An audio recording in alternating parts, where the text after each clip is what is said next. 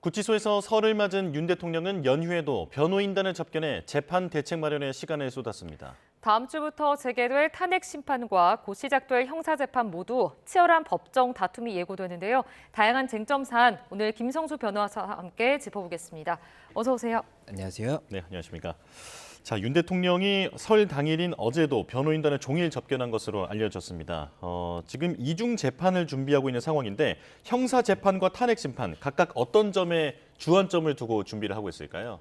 예, 형사재판 그리고 탄핵심판 이게 쟁점이 다릅니다. 이 형사재판 같은 경우에는 이 내란 혐의가 지금 현재 기소된 이 혐의로 보이는데 이 내란 혐의 같은 경우에는 이 형법 87조 그리고 91조를 봐야 됩니다. 이 87조를 보면 이 국헌 문란의 목적으로 폭동을 일으킨 경우 이때 내란이 성립이 된다라고 볼 수가 있는 것이고 그렇다라고 한다면 국헌 문란의 목적 자체가 이제 증명이 돼야 되는 것이 하나가 있고 또 하나가 폭동에 해당하느냐 이것이 이제 증명이 돼야 되는 겁니다. 그렇다 보니 이 부분에 대해서 이 검찰 측에서는 해당 요건이 이제 충족이 되었다라고 해서 이 폭동 그 내란 혐의를 인정하려고 이제 그 재판부를 설득하려는 그런 노력을 할 것으로 보이고 이제 윤석열 대통령 측에서는 그 부분이 아니었다라고 지금 부인을 하고 있지 않습니까? 그렇기 때문에 이 사실관계라든지 이런 것들에 대한 쟁점이 될 것 같습니다. 그리고 이 탄핵 심판 같은 경우에는 이 탄핵 심판은 쟁점이 헌법 또는 법률 위반이 있었느냐 그리고 이 위반 행위가 이 파면을 할 정도로 중대하느냐 이 두 가지를 이제 요건으로 볼 수가 있습니다. 그리고 현재 국회 측에서 이 탄핵 사유로 5가지를 제시하고 있거든요. 뭐 이 절차적 위반이라든지 요건의 위반 이런 것들이 있기 때문에 이 각각의 이 위반 행위 이 주장에 대해서 이 청구인인 국회 측에서는 이 부분에 대해서 이 사실관계가 있고 이 부분이 굉장히 중대하다 이렇게 이제 증명을 하려고 이 헌법재판소 사건을 진행하려고 할 것이고 이 피청구인인 윤 대통령 측에서는 이 부분에 대해서도 사실관계 자체가 지금 청구인이 주장하는 것이 실제 사실과 다르다. 그리고 또 법리적으로도 이 부분이 이 부분 뭐 위배한 부분이 없다 이렇게 지금 주장을 하고 있기 때문에 이것이 각각의 쟁점이 되지 않을까 생각이 듭니다. 예. 자, 이제 내란죄 혐의의 형사 재판이 본격화될 예정인데 본격화될 경우에 이제 최소 일주일에 3번이라고 저희가 보도를 해드렸습니다. 재판정에 나갈 가능성이 있는 거죠? 예, 맞습니다. 이 재판정의 형사 사건 같은 경우에는 이 피고인의 출석이 원칙입니다. 그리고 출석하지 않는 경우에는 불출석 사유서를 이제 제출을 해야 되는데 실제 뭐 이제 전 대통령들 같은 경우에는 출석을 하지 않은 상태로 형사 재판이 진행이 됐었고 그렇다 보니까는 아무래도 재판부의 설득이 조금 더 어려운 부분도 있었겠죠. 그런 부분이 있었기 때문에 아마 지금 현재 윤석열 대통령 측에서는 헌재 사건에 대해서도 출석을 하고 있는 만큼 아마 출석을 하지 않을까 이렇게 예상이 되는 부분이 있는 것으로 보이고 그렇게 되면 사실 헌법재판소가 지금 2월 4일부터는 일주일에 2번 기일을 진행을 하지 않습니까? 네. 그런데 이 형사 사건 같은 경우에도 이제 곧 뭐 이제 사건이 시작이 된다라고 한다면 일주일에 1회 이상 이제 진행할 가능성이 높기 때문에 그렇게 되면 일주일에 3회 정도의 출석을 하는 것이 가능하느냐 이게 3회를 출석한다는 것이 당일에 출석하는 것만이 문제가 아니라 이에 대해서 재판 준비를 계속해서 해야 되기 때문에 이것 자체가 이제 가능하겠느냐에 대해서 여러 가지 의견이 나오는 것 같습니다. 예.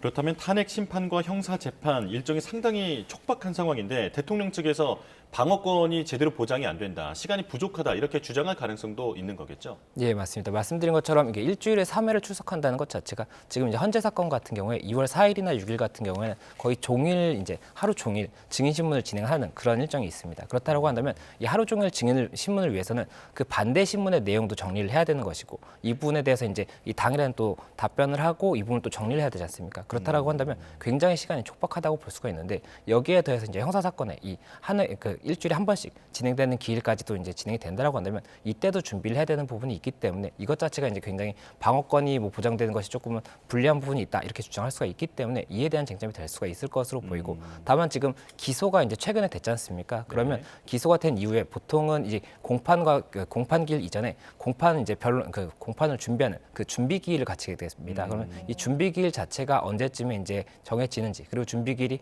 1회 이제 하나는지 아니면 2회, 3회 이렇게 좀 넘어갈 수 있는지 이것을 봐야 되는 것이 있고 이 준비기일을 마친 이후에 실질적으로 기일이 시작되는 것이 언제인지에 따라서 이 지금 현재의 탄핵 사건 자체가 언제쯤 이제 종결될지도 저희가 여러 가지 이제 예상이 나오고 있지 않습니까? 그 부분과 어느 정도가 이제 시간이 겹칠 것인지 이것을 저희가 봐야 될 것 같습니다. 네. 그 설 연휴 기간 동안 정치권 인사들이 계속 서울 구치소 앞을 좀 찾아가면서 서신도 전달을 했고요.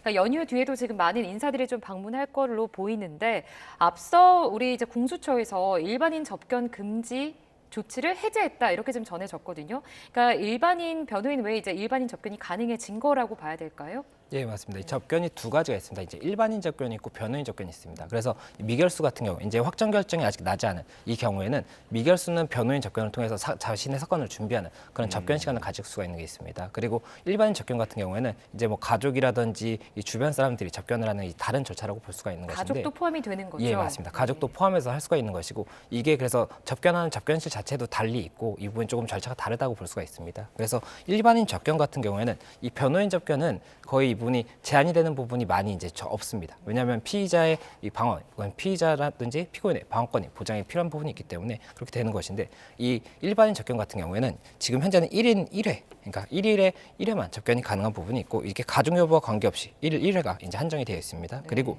동반 접견이 지금 최근에 5인까지 가능한 것으로 됐기 때문에 이제 1회의 접견에서 동반 접견을 통해서 좀 최대한 많은 인원이 접견을 할 수가 있겠지만, 실질적으로 지금 또 법원에 출석하는 그 시간 동안에는 접견이 불가능하지 않습니까? 그렇다라고 한다면 일주일에 접견이 가능한 일자 자체가 많지 않을 수가 있다는 이야기가 나오는 것 같습니다. 네.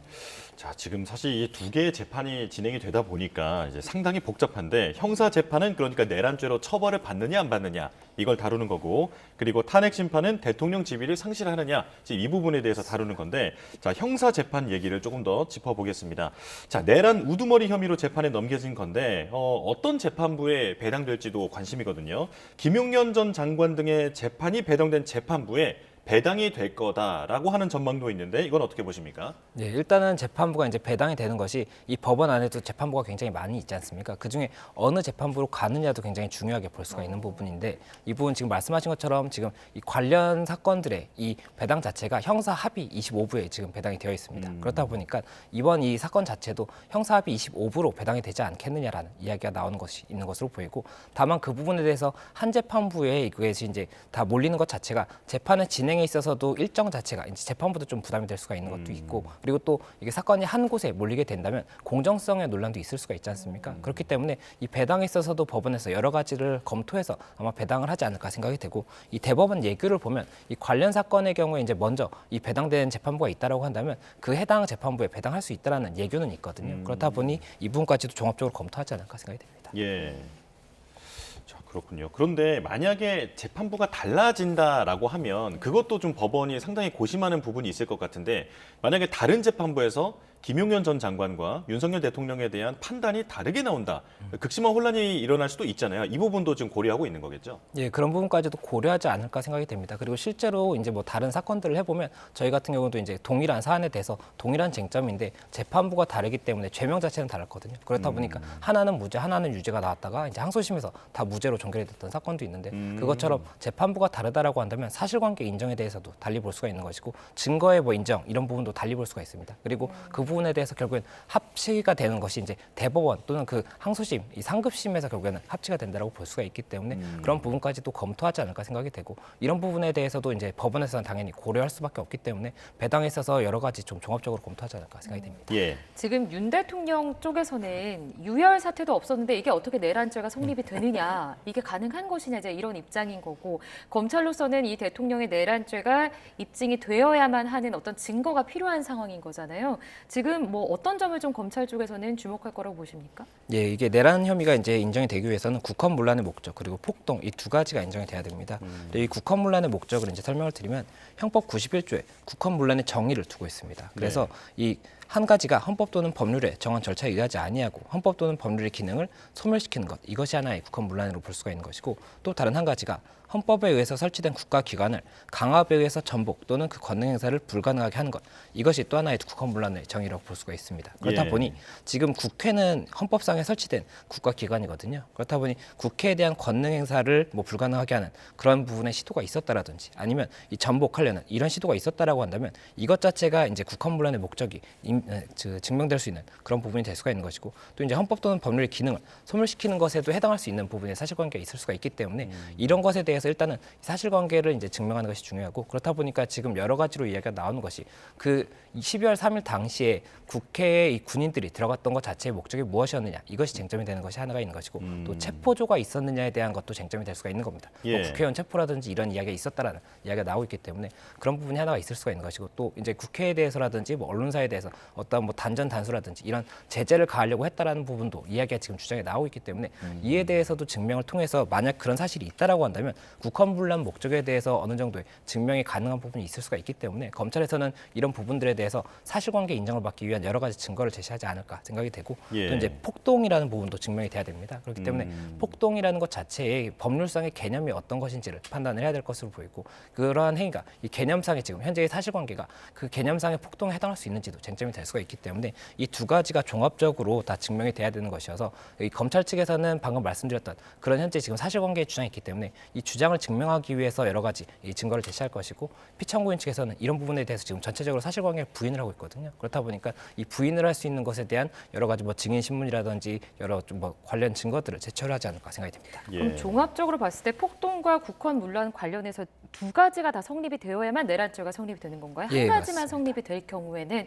내란죄가 되지 않는다 이렇게 봐야 될까요? 맞습니다. 이 두 가지가 다 전제하는 것을 전제로 해서 내란죄가 성립되는 것이기 때문에 만약에 두 가지 중에 한 가지만 성립이 된다라고 한다면 그 경우에는 내란죄로 처벌할 수는 없다라고 볼 수가 있습니다. 이 예. 형량을 보면 내란죄가 최고 사형까지 형벌 자체가 굉장히 지금 무거운 것 같습니다. 그러니까 대통령 입장에서는 내란죄 자체를 좀 부정할 수밖에 없는 상황이잖아요. 반대로 이걸 부정해야 되는 증거를 찾아야 되는 입장인데 이 부분은 좀 어떤 점을 주목해서 봐야 될까요? 예, 아무래도 지금 현재 이 내란죄가 성립 여부에 대해서 사실관계가 굉장히 중요하다고 볼 수가 네. 있습니다. 그렇기 때문에 앞서 말씀드렸던 그 사실관계 주장이 있는 상황이고 이와 관련해서 이제 뭐 그 전 사령관이라든지 이 사령관들이 국회에서 증언한 내용들이 있습니다. 그렇다면 이 부분에 대한 이제 반박을 통해서 이 부분 사실관계가 신빙성이 떨어진다라든지 이런 것들을 증명하는 절차가 있어야 될 것으로 보이고 또 이제 김용현 전 장관 같은 경우는 지금 저희가 헌법재판소에서 증인 신문에 대한 답변을 받지 않습니까? 예. 그것처럼 이제 본인이 이야기하는 이 부분에 대한 국헌불란의 목적이 없었다라든지 이런 것들을 증명할 수 있는 증언이라든지 아니면 다른 뭐 객관적인 물증 이런 것들을 제출함으로써 이 부분에 대해서 부인을 하는 절차를 거치게 될 것이거든요. 그렇다 예. 보니 이런 여러 가지가 이제 쟁점이 될 것이고 또 그리고 이게 결국에는 피청구인이라든지 피고인인 윤석열 대통령 측에서 이 부분에 대해서 사실관계가 없다는 것도 주장을 많이 하겠지만 일단 원칙적으로는 이 검찰 그리고 이 청구인인 국회 측에서 이 부분에 대한 사실관계가 있다는 것을 증명해야 되는 증명에 대한 원칙은 사실 이 청구 지금 주장을 하는 쪽이 더 중요하다고 볼 수가 있기 네. 때문에 이에 대해서도 법원이 어떻게 볼지를 봐야 될 것 같습니다. 예. 자, 검찰이 대통령에 대한 보완 조사 없이 결국 기소를 했습니다. 그런데 공소장은 이제 100쪽에 달하는 것으로 알려졌는데 김용현 전 장관보다 내용이 더 많다고 하더라고요. 자, 직접 조사는 검찰 역시 실패를 한 상황인데 어떤 점을 조금 더 보강했다라고 예측할 수 있을까요? 예, 김용현 전 장관 같은 경우가 이제 공소장이 83쪽 정도 이르렀다고 하고 지금 이제 윤석열 대통령에 대한 공소장은 100쪽에 넘는다라고 이야기가 나오고 있습니다. 그렇다 보니까 어떤 부분이 보강이 됐을 것인가에 대해서 여러 가지 이제 예측이 나오고 있는 것으로 보이는데 아무래도 김용현 전 장관 같은 경우가 제일 먼저 기소를 했던 피고인이라고 볼 수가 있습니다. 예. 그렇다 보니 그 이후에 이제 관계자들의 추가적인 수사를 통해서 사실관계가 조금 더 나온 부분이 있을 것으로 보이거든요. 그렇다 보니 윤석열 대통령 측에 대해서는 이 부분 추가된 사실관계에 대해서도 공소장에다 담은 것이 아닌가 생각이 되고 네. 이렇게 담았을 때 이 부분에 대해서 어디까지 증명을 할 수 있는지에 대해서는 결국에는 수사기관에서 고심할 수밖에 없지 않나 생각이 듭니다. 예. 자, 그렇다면 어찌 됐건 대통령에 대한 조사는 공수처만 진행을 한 상황이다 보니까 공수처가 조사한 내용을 기반으로 검찰도 기소를 했을 텐데, 자, 하지만 지금 공수처에서 진행된 대통령의 조사 역시 서명 날인이 되지 않아서 이게 유죄 증거로 쓰이지 못한다라고 하더라고요. 자, 그래서 검찰이 탄핵 심판을 주목하고 있다고요. 예, 아무래도 지금 현재 공수처가 수사한 부분에 대해서 지금 검찰에서 사용할지 여부에 대해서 고민할 수밖에 없는 것이 말씀하신 것처럼 이 피의자 신문조서 같은 경우에 서명 날인이 되지 않았기 때문에 예. 증거로서의 효력이 없다라고 볼 수가 있는 것이고 그리고 또 공수처에서 지금 확보한 이 증거들에 대해서 사용을 했을 경우에 지금 윤석열 대통령 측에서는 공수처의 수사 자체가 수사권이 없다라고 주장을 하고 있지 않습니까? 네. 그렇다고 한다면 공수처가 이 부분 만약에 수사권이 없다라는 것이 법에서 인정된다라고 한다면 공수처가 이 확정한 이 증거에 대해서 사용하는 것 자체가 결국에는 이 증거 능력이 인정이 되지 않을 가능성도 있습니다. 그렇게 된다면 이 혐의 입증에 대해서 굉장히 조금 어려운 부분이 생길 수가 있기 때문에 그래서 지금 현재 검찰에서는 경찰에서 확보한 증거와 그리고 검찰에서 확보한 증거 이것들을 주된 쟁점으로 좀 활용하지 않을까 이렇게 예상이 나오고 있는 그런 상황인 것이고 예. 그래서 그런 부분에 대해서도 이제 쟁점이 될 수가 있기 때문에 그 부분 이제 추가적으로 어떻게 이 부분 검찰에서 증명을 할 것인가가 쟁점이 되지 않을까 생각이 듭니다. 예. 자, 그 지금 두 가지 재판을 함께 진행을 하다 보니까 계속 혼돈스러운 상황이긴 한데 탄핵 심판정에서 대통령과 어떤 관련자들의 발언이 이제 증거로 증인들이 나와서 발언을 하고 있지 않습니까? 이 부분이 검찰이 활용할 수도 있는 겁니까? 예, 그 부분에 대해서도 일단은 검찰에서는 만약에 그 증언에 대해서 영상까지도 나오지 않습니까? 그러면 이 영상에 대해서 증거로서 활용할 수 있는지에 대해서 이 해당 재판부에 일단은 신청을 해보지 않을까 생각이 되고 이 부분을 제출을 했을 때 이 부분을 이제 재판부에서 어디까지 인정할 것인지는 이제 재판부의 재량이라고 볼 수가 있습니다. 그렇기 때문에 이 부분 증언이 굉장히 신빙할 수 있다라고 생각을 하고 이것에 대해서 증거 능력이 있다라고 판단을 한다고 하면 일단 그 부분에 대해서 판단을 내릴 수 있을 겁니다. 다만 그에 대해서 윤석열 대통령 측에서 증거 능력에 대한 뭐 다툼이 있다라고 한다면 이것에 대해서는 만약에 이제 하급심에서 인정을 한다고 하더라도 상급심에서는 또 달리 볼 수도 있는 것이거든요. 예. 그래서 그런 이 법률적인 쟁점이 될 수가 있다라고 한다면 이 수사기관에서는 이것도 이 수집 증거 능력에 대한 부분에 대해서는 굉장히 좀 신중할 수밖에 없기 때문에 그것을 그대로 사용할 것인지 아니면은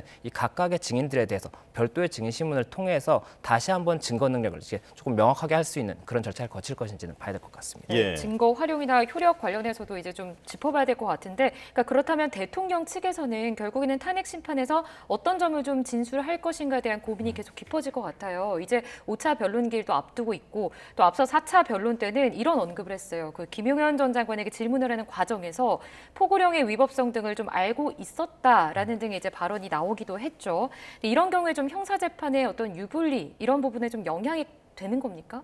일단은 어떻게 봐야 될까요? 그, 예, 네. 헌법재판소 탄핵 심판 과정에서 그 말씀하셨던 포고령에 대해서 손볼 것이 굉장히 많다라는 것을 알았지만 이 부분에 대해서 집행 가능성이 없다라고 생각했기 때문에 아무래도 조금 더 꼼꼼하게 살펴보지 않았다 이런 취지로 지금 답변을 했던 네. 것으로 제가 기억을 하고 있습니다. 그러면 그분이 헌법재판소에서 어떻게 받아들일 것인지도 봐야 되는 것으로 보이고 이 부분에 대해서 검찰에서 동일하게 이렇게 지금 진술한 바가 있다라고 이야기를 했을 때 이 형사 사건에서도 어떻게 볼지를 봐야 되는 것이 지금 윤석열 대통령이 이야기했던 그 부분 자체가 포고령이 위법함에도 불구하고 그리고 내가 이것을 집행할 것임에도 불구하고 이 부분은 이제 실제로 포고를 했다라고 한다면 그 부분을 통해서 결국에는 이 포고령에 담겨 있는 뭐 국회에 대한 뭐 이런 정치적인 자유 이런 것들을 제한하려고 했다라고 볼 수가 있는 것이지 않습니까? 그런데 네. 집행 가능성이 없기 때문에 형식적인 부분이었다라고 지금 윤석열 대통령이 주장하는 그 내용에 대해서 이제 인정이 된다라고 한다면 그렇다면 이 포고령 자체가 결국에는 실제 집행 가능성에 대해서는 달리 볼 수가 있는 것이기 때문에 이 부분에 대해서 재판부가 어떻게 볼 것인지를 봐야 될 것이고 그리고 일단 헌법재판소에서의 이런 진술 자체를 형사사건에서 그대로 가져와서 사용하는 것이 앞서 말씀드렸던 것처럼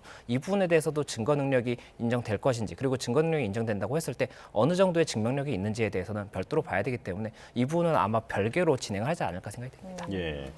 자, 어찌 됐건 공수처와 검찰 모두 대통령에 대한 직접 조사에는 실패를 했다 보니까 이제 무엇으로 재판을 계속 끌고 갈 것인가에 대해서 지금 주목이 되고 있는 상황인데요.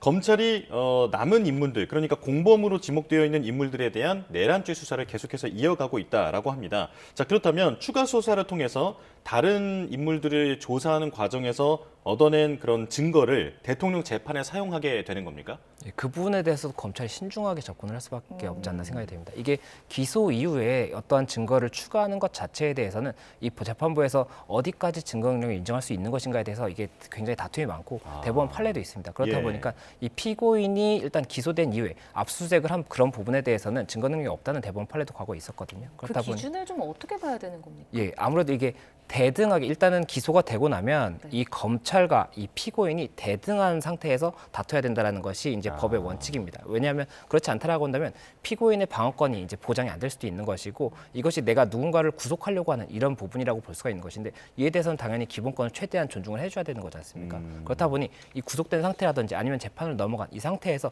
추가적인 수사를 통해서 이 증거를 더하는 것 자체가 어떻게 보면은 피고인에게 굉장히 불리할 수가 있기 때문에 이런 부분에 대해서는 신중해야 되는 것이고 그렇다 보니까는 이 형사 사건에서는 증거 능력이 굉장히 이제 첨예하게 다퉈지는 사건들이 많이 있는데 그런 부분에 대해서 검찰에서도 신중할 수밖에 없는 겁니다. 이게 여러 가지 정황을 봤을 때 만약에라도 혐의가 인정된다라고 봤을 때라고 하더라도 증거 능력이 인정되지 않는 증거를 통해서 그 부분에 이제 증명이 있었다라고 한다면 그것을 이유로 해서 무죄가 선고될 수도 있는 것이거든요. 그렇다 보니 검찰에서도 이 부분에 대해서 추가 수사를 통해서 확보한 뭐 사실관계라든지 증거가 있을 때 어디까지를 더했을 때 이 부분에 대해서 법원에서 큰 무리 없이 인정될 수 있을 것이냐에 대해서도 신중하게 검토할 수밖에 없어서 그 부분이 쟁점이 될 수가 있는 것이고 이 검찰이 검찰에서도 그래서 추가적인 수사에 대한 기간을 일단 굉장히 여러 번 요청을 했던 거지 않습니까? 예. 그것 자체가 기소 전에 최대한 이 추가 수사를 통해서 사실관계 확보를 해야 되기 때문에 그런 부분이 있었던 겁니다. 네. 자, 이런 상황에서 지금 이상민 전 장관에 대한 이야기도 계속 나오고 있습니다. 공수처의 수사가 부실했다 이런 지적도 나오고 있는데 그 비상계엄 때 특정 언론사에 이상민 전 장관이 전기와 물을 끊으라 이렇게 지시했다는 의혹을 받고 있어요. 단전 단수 이제 이런 의혹을 받고 있는데 아예 기소가 좀 어려워질 수도 있다 이런 이야기들도 나오더라고요. 예, 맞습니다. 지금 현재 이상민 전 장관에 대해서 공수처에서 수사를 진행을 하고 있는 것으로 알고 있고 지금 말씀하셨던 그 부분이 이제 13일에 국회 증언 과정에서 이 하석권 소방청장이 이 언론사에 대해서 만약에 경찰의 요청이 있다라고 한다면 단전 단수를 이제 할 수 있다라는 취지로 이상민 전 장관이 지시했다는 증언을 한 겁니다. 그렇다 네. 보니까 이에 대한 의혹이 있는 것인데 이상민 전 장관에 대해서 이런 의혹에 대해서도 이제 종합적으로 수사를 해야 될 것인데 공수처에서 이 부분에 대해서 뭐 관련 압수수색이라든지 이런 이 뭐 강제적인 이런 절차를 진행하지 않고 있다는 이야기가 나오다 보니까는 공수처가 만약에 이 부분에 대해서 수사를 명확하게 하지 않은 상태에서 만약에 또 검찰로 이게 기소를 위해서 넘긴다라고 했을 때 지금 현재 최근 법원에서 인정이 됐던 것은 이 검찰이 공수처의 사건과 관련해서 추가 수사를 하는 것 자체에 대해서 의문을 제기한 부분이 있다라고 볼 수가 있지 않습니까? 예. 그렇다 보니 이에 대해서 검찰에서 또 이 부분 신중하게 검토를 접근을 하기 위해서 추가 수사를 할 수 없다라고 본다라고 하면 공수처의 이 내용 자체가 수사가 부실하다고 했을 때 기소를 할 수 없는 것이 아니냐 이런 이야기가 나오다 보니까는 여러 가지 우려가 나오는 것이고 다만 실제로 공수처의 수사가 지금 부실한 것인지에 대해서는 이 압수수색을 하지 않았다라고 해서 수사가 꼭 부실하다라고 볼 수는 없는 부분도 네. 있거든요. 예. 그렇다 보니 이런 부분까지 제가 좀 종합적으로 봐야 되는 것이 아닌가 생각이 됩니다. 예. 그 앞서 김용현 전 장관도 탄핵 심판 4차 변론에서 인물 특정은 하지 않았어요. 하지만 계엄에 찬성한 국무위원이 있었다 이런 반어를 하기도 했고 또 그 쪽지라고 불리는 문건에 대한 이야기도 언급을 했어요. 행안부 장관의 것도 있었다 이제 이런 언급을 했고 또 비화폰을 사용했다 이제 이런 언급도 있었습니다. 그러니까 쪽지에 어떤 내용이 담겨 있는지 또는 그 비화폰을 통해서 어떤 통화가 이루어졌는지도 좀 중요할 것 같은데 이런 부분에 대한 조사가 지금 이루어지고 있습니까? 예, 아무래도 네. 쪽지에 대해서는 일단 국무위원들이 찬성한 사람이 있었다라든지 쪽지가 이제 6, 7장 정도 있었다. 이런 것들은 그렇죠. 지금 최근에 증인신문 답변 과정에서 나온 새로운 사실관계라고 볼 수가 있기 때문에 이에 대해서 수사기관에서 이 새로운 사실관계에 대해서는 아무래도 파악을 하기 위해서 노력을 하고 있지 않을까 네. 생각이 됩니다. 그리고 비화폰에 대해서는 비화폰을 사용했다는 것 자체가 여러 가지 뭐 이제 관계자들이 다 비화폰을 사용했다는 이야기는 있었거든요. 그렇다 보니 비화폰에 대해서 이 비화폰 자체를 확보하는 것 또는 이 비화폰의 서버를 통해서 뭐 통신 기록이 언제 갔는지 이런 것들을 확보하는 것 자체에 대해서는 수사에 굉장히 중요한 부분이다라고 볼 수가 있기 때문에 지금 현재 뭐 공수처라든지 검찰이라든지 경찰이라든지 다 이 부분에 대해서 압수수색이라든지 이런 것들을 검토를 했었던 것으로 알고 있는데 아직까지 확보된 것은 없는 것으로 알고 있습니다. 그렇다 보니 이 부분에 대해서 확보할 수 있는지에 대해서도 일단은 가능성은 열어두고 있겠지만 만약에 확보하지 못했을 때 다른 방법을 통해서 어떻게 이 혐의에 대해서 주장을 할 것인지에 대해서도 수사기관은 굉장히 여러 가지 고민을 하지 않을까 생각이 됩니다. 예. 자, 그런 거면 대통령이 연휴 이후에 보석 청구를 검토하는 것으로 알려졌는데 보석 청구가 받아들여질 가능성은 어떻게 보십니까? 네, 일단 보석 청구 자체는 뭐 당사자라든지 뭐 변호인 이런 사람들이 신청을 할 수가 있는 것이고 이렇게 했을 때 이 부분에 대해서 필요적 보석 그리고 임의적 보석이 있습니다. 그래서 필요적 보석 같은 경우에는 뭐 특정 사유에 해당하지 않는다라고 한다면 보석을 해야 된다는 것이고 임의적 보석 같은 경우에는 특정 사유에 해당한다고 하더라도 이 재량으로 이 부분 보석을 할 수 있다라는 것이거든요. 그런데 이 필요적 보석에서 이 특정 사유라고 할 수 있는 부분 중에 증거인멸의 우려라든지 굉장히 뭐 10년 이상의 장기 이 10년 이상 동안 굉장히 좀 중죄에 해당하는 그런 부분에 대해서는 필요적 보석의 예외 사유에 해당한다고 볼 수가 있기 때문에 그렇다라고 한다면 지금 현재 윤석열 대통령이 구속영장이 발부될 당시에 증거인멸의 염려가 있다라고 판단을 했었기 때문에 이 부분이 있음에도 불구하고 보석이 가능할지에 대해서는 아무래도 변호인 측에서도 고민을 할 수밖에 없지 않을까 생각이 되고 그것을 봐서 저는 보석을 신청을 했을 때 보석을 언제까지 결정해야 된다는 것은 명확한 규정이 없기 때문에 그렇다라고 한다면 이 부분을 미리 보석을 신청하는 것 자체가 맞을지에 대해서는 전략적인 검토를 하지 않을까 생각이 됩니다. 아, 예.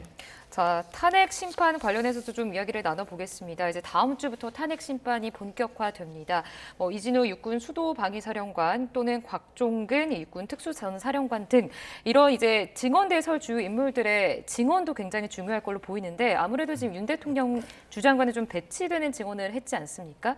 이번 헌재에서도 좀 같은 증언을 이어갈 경우에 아무래도 대통령 입장에서는 유리하지 않을 것으로 보이는데 지금 어떻게 좀 전망하고 계십니까? 예, 이게 지난번에 김용현 전 장관의 증인신문에 대해서 저희가 일단 탄핵심판 사건에서 봤었습니다. 네. 그리고 그때 당시에는 이 김용현 전 장관은 윤석열 대통령 측에서 신청했던 증인이거든요. 그렇다 보면 신청한 측에서 물어보는 것이 주신문 그리고 예. 이에 대해서 이제 신빙성을 떨어뜨리기 위해서 하는 것이 반대 신문이라고 볼 수가 있습니다. 네. 그런데 지난번 같은 경우에는 김용현 전 장관이 윤석열 대통령 측에서 신청한 것이기 때문에 주신문을 이제 윤석열 대통령 측에서 했었고 이 부분에 대해서 반대 신문을 국회 측에서 했던 것인데 예. 이번 같은 경우에는 이 국회 측에서 신청한 증인이기 때문에 국회 측에서 주신문을 하게 되고 윤석열 대통령 측에서 반대 신문을 하게 됩니다. 그리고 제가 지난 그 증인신문 당시에도 말씀을 드렸던 것이 이 증인신문에서 중요한 부분은 주신문에 대해서는 사실 어느 정도 예상할 수 있는 범위에 답변이 나오거든요. 그런데 네. 반대 신문 같은 경우에는 예상하지 못한 답변을 이제 받기 위해서 질문하는 것이기 때문에 예. 그 부분이 더 중요하다고 볼 수가 있습니다. 그래서 윤석열 대통령 측에서 반대 신문을 어떤 내용을 질문하는 것인지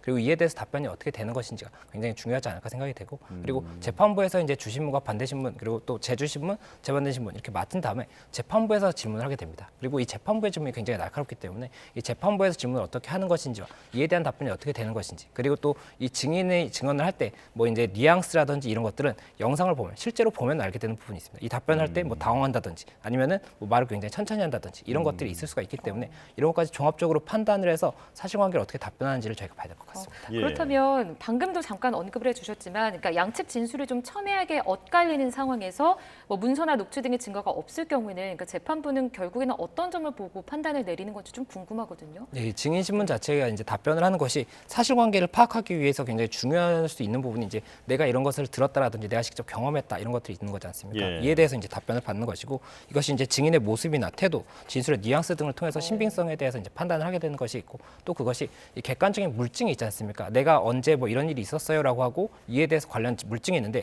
이 진술 자체가 이 물증과 맞지 않는 부분이 있다라고 한다면 신빙성이 낮을 수가 있는 것이고 예. 이 부분이 물증과 굉장히 뭐 이제 동일하고 이제 다른 증인들도 뭐 동일하게 진술하고 있다 이렇게 된다라고 한다면 신빙성이 높아질 수가 있기 때문에 이런 부분까지 봐야 되는 겁니다. 그리고 또 이 진술을 답변을 하는 과정에서 반대 신문 과정에서 하는 것 자체가 논리의 일관성을 깨려고 한다든지 아니면 이 부분이 물증과 맞지 않는다는 것을 드러내기 위한 그런 부분이거든요. 그렇다 보니 이런 것에 대해서도 만약에 드러나는 부분이 있다라고 했을 때 신빙할 수 있을 것인지 없을 것인지에 대해서는 재판부가 판단하게 됩니다. 예.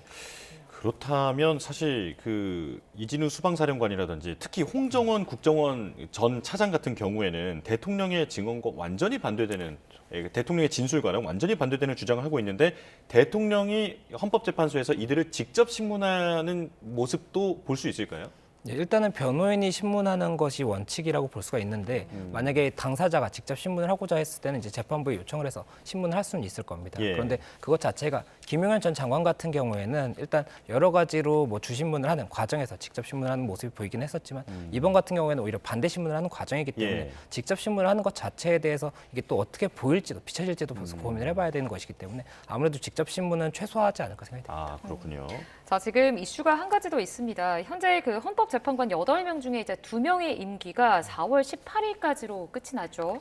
그러니까 그 안에 심판 결과가 나올 거라는 예측도 나오고 있고 이제 이럴 경우에 좀 형사 재판에 어떤 영향을 줄지 결국에는 이걸 판단하는 건 헌법재판관 아닙니까?